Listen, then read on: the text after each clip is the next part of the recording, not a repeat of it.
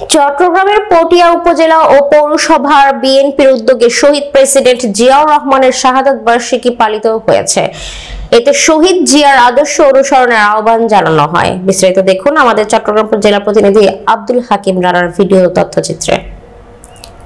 চট্টগ্রাম দক্ষিণ জেলা বিএনপির সদস্য জাহাঙ্গীর কবিরের সভাপতিত্বে জেলা বিএনপির সদস্য শাহাদাত হোসেন সুমনের সঞ্চালনায় এতে প্রধান অতিথি ছিলেন চট্টগ্রাম দক্ষিণ জেলা বিএনপির আহ্বায়ক সাবেক উপজেলা চেয়ারম্যান আলহাজ মোহাম্মদ ইদ্রিস মিয়া।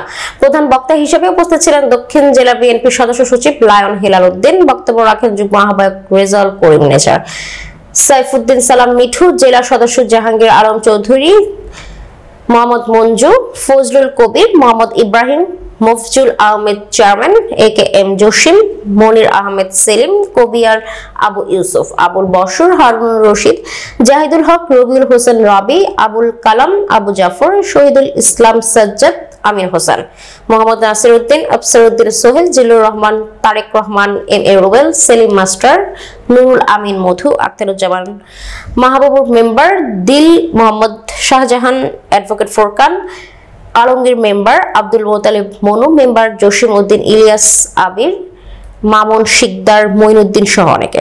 এতে প্রধান অতিথি বক্তব্য আলহাজ ইদ্রিস মিয়া বলেন, তারেক রহমানের 31 দফা এখন বাংলাদেশের মানুষের মুক্তির সনদ।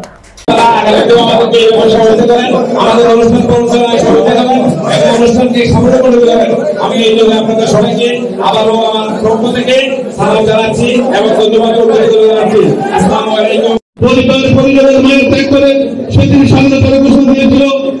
বালুঘাট বেতারে কান্ডা থেকে আমরা হিসেবে সেই যুদ্ধ করেন কালীন সময়ে শহীদ প্রেসিডেন্ট প্রক্রিয়াতে অবস্থান করেছিল।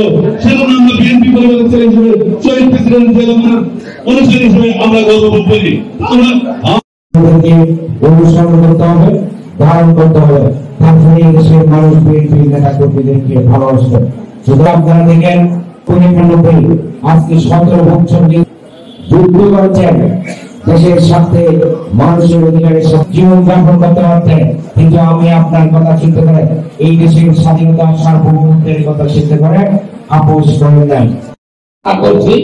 এবং মহান স্বাধীনতা সংগ্রামে যারা শহীদ হয়েছে 3 লক্ষ শহীদ এবং 2 লক্ষ মামুনের ইজ্জতের বিনিময়ে যে সোনার বাংলাদেশ নামক একটি দেশ আমরা পৃথিবীর মানচিত্রে শহীদ হয়েছেন জিয়াউর কারণে।